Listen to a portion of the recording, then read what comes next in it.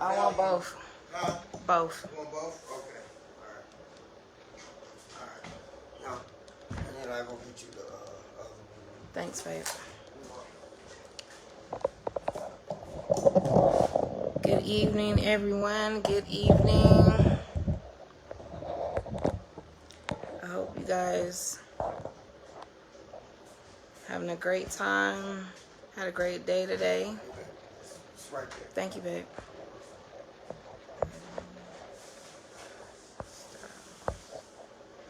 I'm waiting for my host to come, my guest to come in tonight.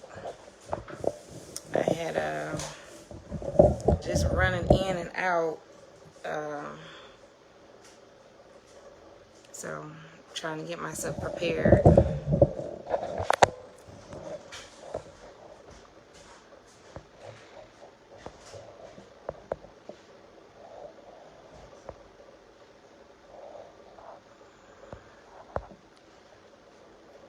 I'm trying to get on. It won't let me. Oh, there we are.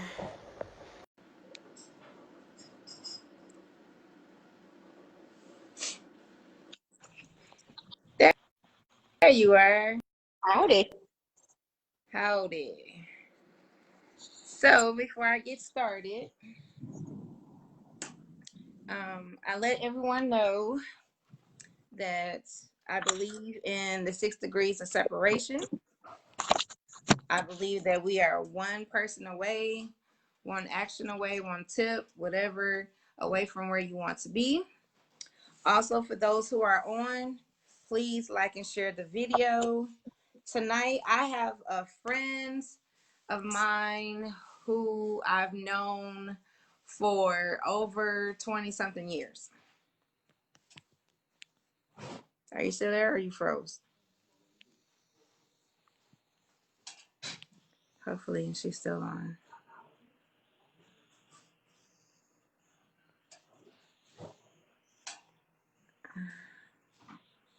I think she's froze. So give me a minute.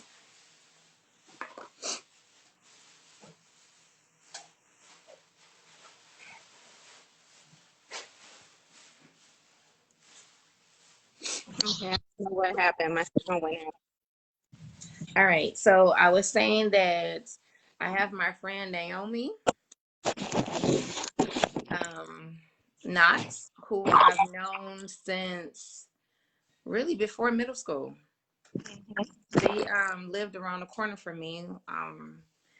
She was on no, not Longview, Wilshire. Longview was the other way. Yeah, that was And good. we have been friends a very, very long time. Yeah. And even though I would say that sometimes you have friends, fair weather friends, that you don't talk to them all the time. You don't talk to them every day, but just know that bond is still there. Mm-hmm. And that's where we are. Every time she comes in town, we'll try to hook up. We haven't been successful at it, but just because of the option has been there, I appreciate her for doing that. Now, uh, with that being said, Nay has always been a very unique person. She don't, well, her whole family does not fit in to a box at all. They are skaters. They hustle. And hustle meaning dance hustle, not like hustle in the streets. Okay, let me Right. specify that. Um, and because I was the oldest of my family, I took to her sisters as my sisters. She has older sisters and she has younger sisters. So I've learned a lot being around her family.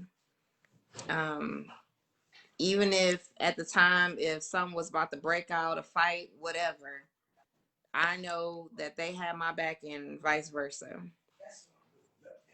So Naomi does not live in Michigan anymore, but through social media, we still get to see her often. One day I was on and I noticed that she was taking pictures of food. And I was like, what is she doing with, taking pictures of food? So we're going to start from the desire of becoming a chef. How did Okay. that happen? Well, I don't, you know what, when I was, can you hear me? Mm-hmm. Okay. When I was younger, my great grandmother used to cook for us a lot, and then my grandfather used to cook for us a lot.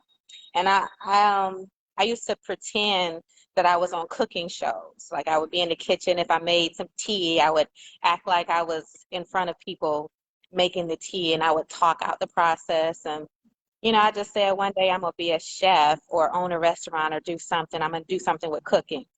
And when we would go over to my grandfather's house, and he would go to the market and buy a bunch of groceries. And he had some playing cards at his house. So I would take all of the groceries that he bought and I would create a menu, and my cousins and my sisters would be over there and they would pay with the cards. The cards would be fake money, and they would tell me what they want. And I would take all of the food he had and I would cook their meals. And he didn't even get mad. He would just go back and buy some more groceries. And even with that, I just was like, you know what? It was a hobby. It went from being something that I said I would grow up to do to being something that I was just doing. And so I didn't really you know how you're a kid and you say, I'm gonna be a doctor, and then it's like, no, I'm gonna be a lawyer, no, I'm gonna be this. So when I was younger, I was gonna be a cook or a chef, and then I was like, well, I'm gonna be a writer, I'm gonna work for a newspaper, I'm gonna be an anchor, and I'm sorry, I'm at my church, so letting people in. So I thought I was going to be a news broadcaster and I would travel all over the world. And but food was always what I went back to. I was a victim of domestic violence, and so food is where I escaped. Mm. Um, so it was therapeutic for me. But even with that, I didn't think that I was going to be a chef. It was just something that I knew I would go back to. And then it wasn't until I moved down here to Charlotte and I just was like, you know what, I'm bored. Let's go back to school. And I went back to school for culinary. Wow. Oh, by the way, tag your sisters in this. I shared it. Let me see, how do I tag? Oh, there we go. So, um, a lot of times, food helps us in so many ways. When I was going through my issues, I um I was an emotional eater. So my weight fluctuated because, when I was going through stress or whatever, I didn't realize that I was eating so much. Okay. And it was comfort food for me.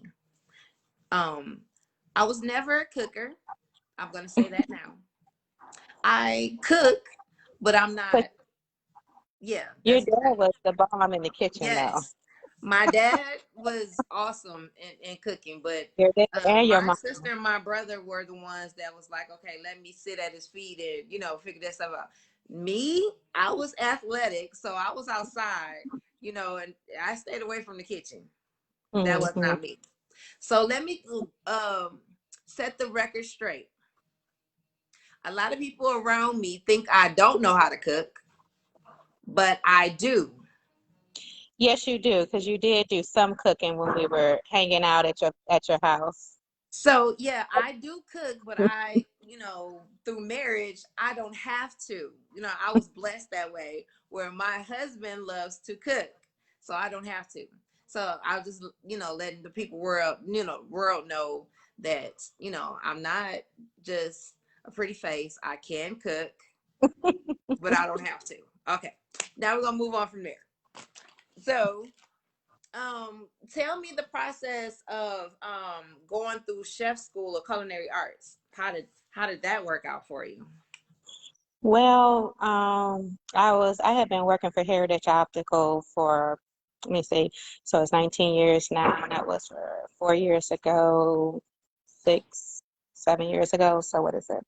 I've been there about 12 years, and I would be, because we moved down here, I didn't have any family or any friends. And so Key would be working all day and I would be at home. And I was like, I got to find something else to do. And my pastor up north, Keenan, shout out to Impact Church, Detroit. Which is your husband's twin, correct? They're not twins. They just look like What? twins. They're All six this years time I thought apart. they were twins. No, they're 6 years apart. Get out of here. No, Mm-mm. not twins. Wow. But PK, he used to tell us that God gives us the gift, but it's up to us to cultivate it. It's up to us to learn how to use it. It's up to us to get in it and make it better. He gives it to us, but we got to be the ones to work at it. And so, remembering that, I said, okay. And then I did a leadership conference with Dr. Miles Monroe when he was alive. And one of the things he said to me at that conference was, everything you need to succeed is in the house. And Mm. so when he said that to me, I went home and tore up my room because I thought he was talking about like the Your physical. physical house. Mm-hmm. Yes. And I didn't find nothing. So I was disappointed. And so those two things came back to me. And so I got online and I said, I'm going to go to school and learn about mass media because I liked computers. I like editing. I like doing videos and things of that nature. So I was like, I'm going to go to school and learn that. And so when I reached out, they, you know how you go on and do a search and all these, you put in your information, but all these schools Who's contact you. So calling you? yeah. So the Art Institute called me and he was just, talking to me about the programs. And I told him I was interested in media. And he was like, well, what do you like to do? I said, well, I've been cooking since I was 6. So I like to cook. And he said, well, we have a culinary program. I'm like, yeah, I don't want to do that. Nope, I don't want to do that. I want to come for media. And he said, I tell you what, come check out both programs. And if you like, if you like what you see, choose the one you like the most. And so when I got there, the culinary program was what spoke most to me because that's my comfort zone. I can cook with my eyes closed. And so it was when he started introducing me to the different cuisines and things that I can make, I was reminded of what PK said, and that was, God gives us the gift. It's up to us to cultivate it. So it was like, okay, I'm going to go and I'm going to build on this gift and make it better. And whatever I decide to do from there, whatever happens, that's what's going to happen. Okay. And so that was the process. Went to school and met some pretty amazing people. And while I was in school, years ago, my sister Tony got sick and she needed a blood transfusion. And they were giving her a blood transfusion, but it wasn't working. And the doctors was really trying to give up on her. And I just told God, I said, listen, if you save her, I will give my gift back to you. I Mm-hmm. will, you gave me this gift, but if you save her, I will give it back to you. And so she, they gave her like the final transfusion and they didn't think it was going to work. And we prayed and prayed and it worked. And so one day when I was sitting in my, one of my business classes in culinary school, I got an email about a soup kitchen that was opening. Mm-hmm. So I was reminded of my promise, and so I reached out. And in my, I want to say, first year of college, I started running, being went volunteered at the soup kitchen and began and was asked to run the kitchen. Mm-hmm. So, and this is while I was still in school, and I was running my own soup. I was running the soup kitchen, along with some other amazing people, and just through that, I was able to meet other brilliant culinary minds here in Charlotte, and it just kind of pushed me into, what I do now. Wow. Hmm. So in school, they teach you all types of foods, or it's like a specific. Okay. Yeah, they teach you European cuisine, Asian cuisine, American regional. You learn all kinds of things, German. You learn the origins of things, and it was awesome. We had a class called art culinary, and it teaches you the art of plating and making the food look good. So Okay. yeah, they teach you all facets of it. So with that being said, what was something or a dish that you really really love to make? Well, I always told my mother we should have been Italian because I love Italian food. Mhm. I love a pasta dish. And so I think while I was in school, I just kind of taught myself how to make pasta from scratch. And then we had, we had a class where we learned how to make it pasta, and that was just something that I just kind of pretty much just kind of stretched out in. I Mhm. love pasta. Even before I got into culinary arts, I love pasta. So I think that's one of my favorite things to learn. And so now when I teach my classes, one of the classes I teach is a pasta class. Wow, that's amazing. Because I guess we get so caught up into the restaurants, we don't really ask questions. We really don't, you know. I'm a noodle person too. When you say pasta, I'm like noodles. Um, I'm really into that. So I'm like spaghetti, lasagna, all of that. I've loved forever. So, um, like I said, I've noticed some of your pictures that you have placed on Facebook about the dishes that you have done. Also, do they go into like the dessert part of it, or is it just Yeah, so you take an intro to baking and pastry. Um, and so from there, you can decide whether or not you want to do a dual major and do. So I got my associates in culinary arts, but I could have also gotten a degree or a certificate in the baking and pastry field, which I found while I was in school that I liked a lot. Because now I make ice cream from scratch and sorbets from scratch. I make my cheesecakes and all of my cakes from scratch, but I wouldn't have stepped out into that without going into culinary art right? schools and learning the science behind it. When before then I would make cakes and pies and things like that, but it wasn't really from scratch, from scratch. Yeah, it's the Um, mm-hmm. yeah.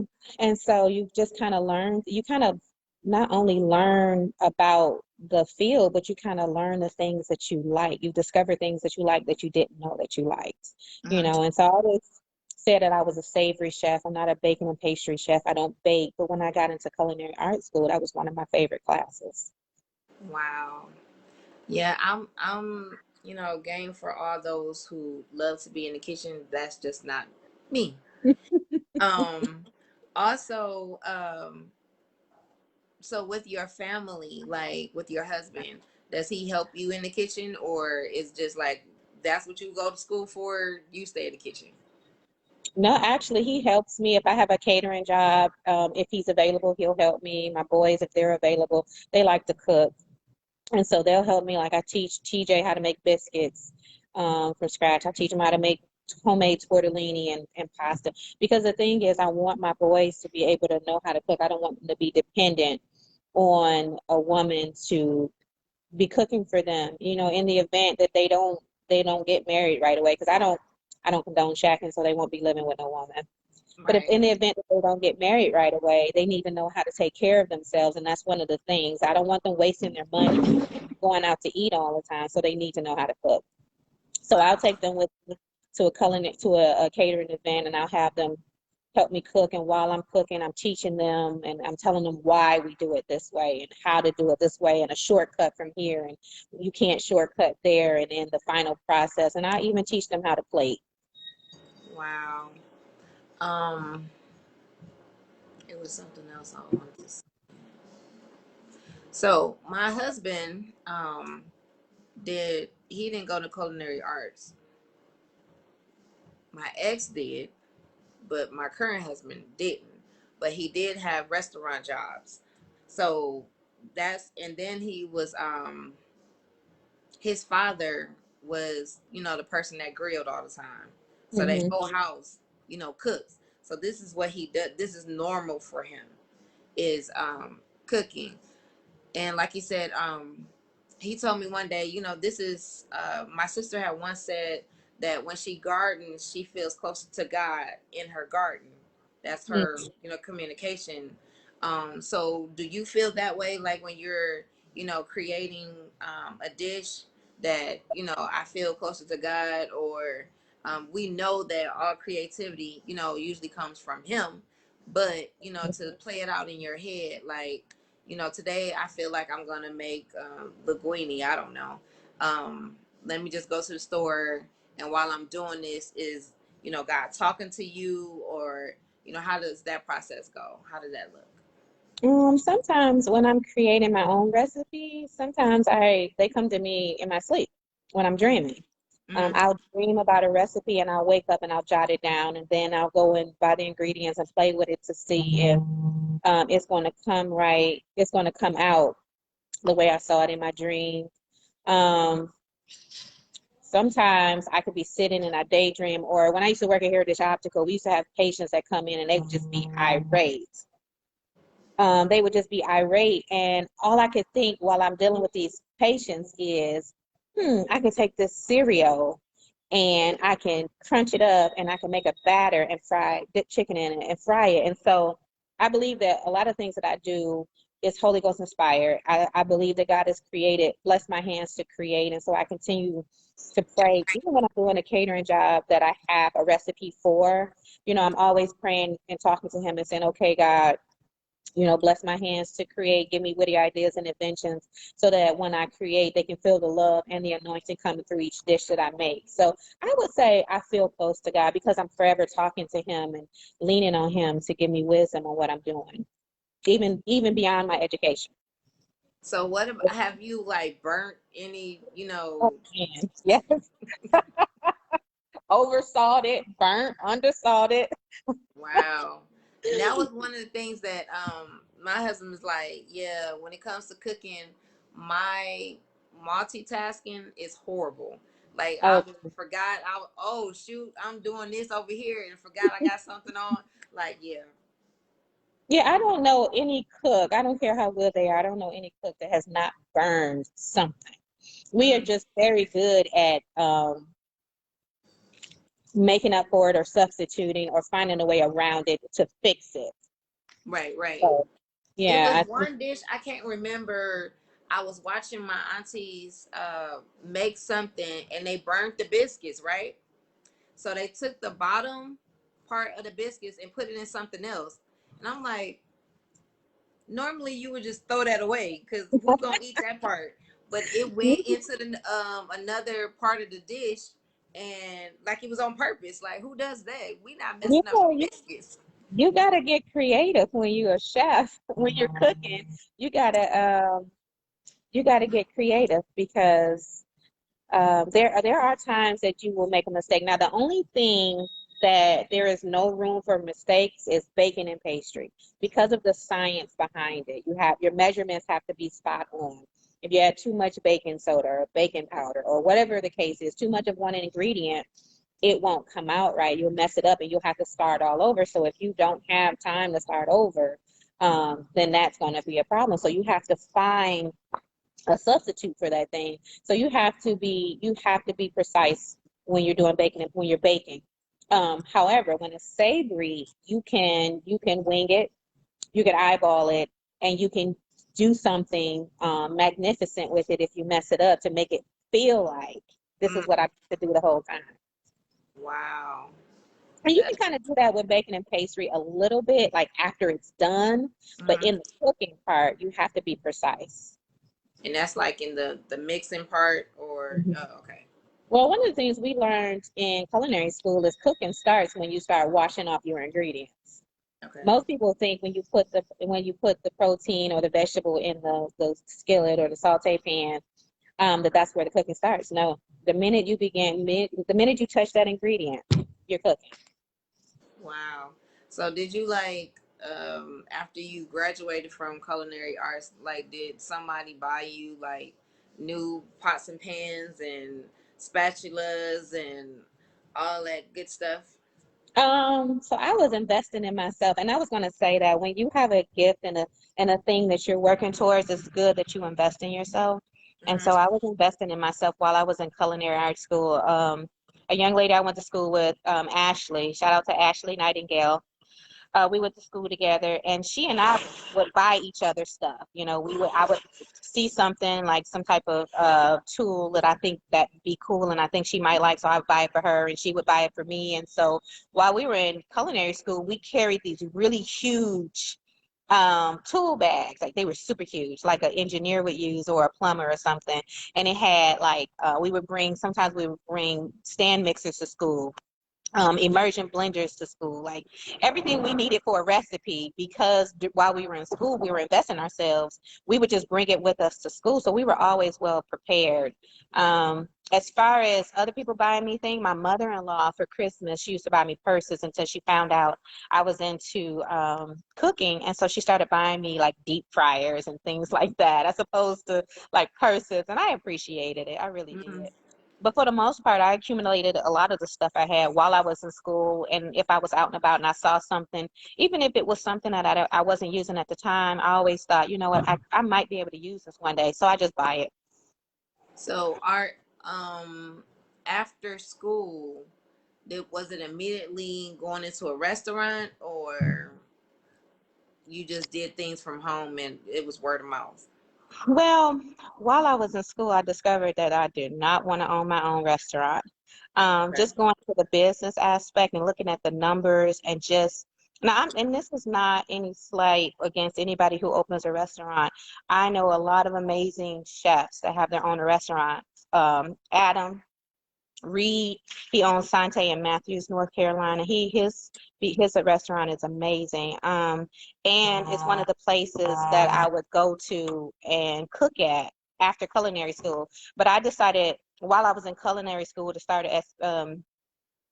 a catering business. And so I applied for my SBA and my EIN and started my own catering company, because I knew when I did my business plan and everything I did in my business class was for a restaurant. But I knew when I graduated that's not the route I wanted to go, because that I realized that was going to be a lot of money. Wow. Hmm. So where are you in the process now? Just with catering, or? So I do catering, I do private, I go to people's homes and I cook for them. I still work at the soup kitchen. I do culinary classes here and there.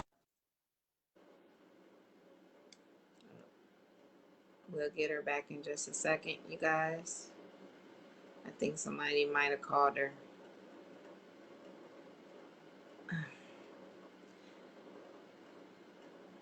Yeah, I think someone called her.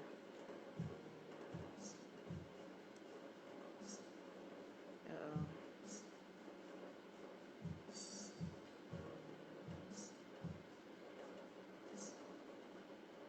and while we're waiting to get her back on,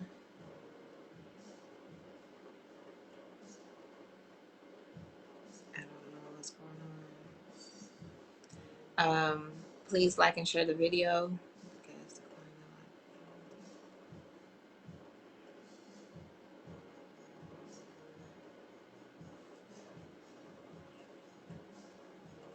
I don't know what's going on.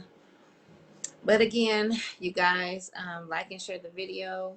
And we have been talking with Naomi Knox. She's originally from Detroit, but she lives in North Carolina. She is my friend who is currently a chef with her own catering business. And again, I've known Naomi since we were um, young kids, living around the corner from each other. I lived on Chelsea, she lived on Wilshire, and we have been friends ever since then. Um, we didn't go to the same. We did go to the same middle school, but we didn't go to the same high school. She went to Murray Wright, and I went to Osborne. But we're trying to get her back on. I don't know what's happening. But you guys, I hope you're having a great evening and all is going well with you. If you have any time, please go out and on Facebook on my page and scroll down and look at the many conversations I've had with some of my guests. I'm in the process while we're on a little mini vacation to take all my videos and place them on a YouTube channel so everybody can actually see on one space. So be looking forward to that. And it will be called Keeping It Real Conversations with Sunshine, which is me. And we're looking forward to that. I have one more conversation tonight with a friend that I've met in Huntsville, Alabama. Um, so we'll have that. And my last videos for 2020 will be with my very own pastors,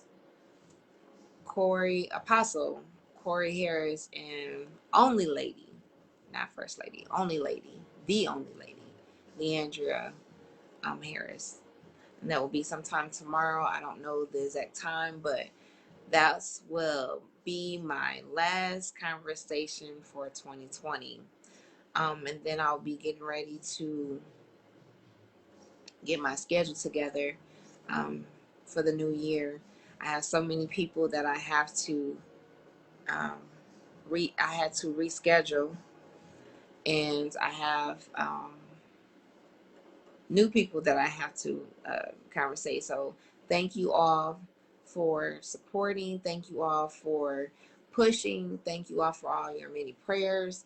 I'm not sure what's going on with Naomi's phone, but for what you have seen so far, um, I thank you for your time. And you guys, again, like and share the video. And I will talk to you soon.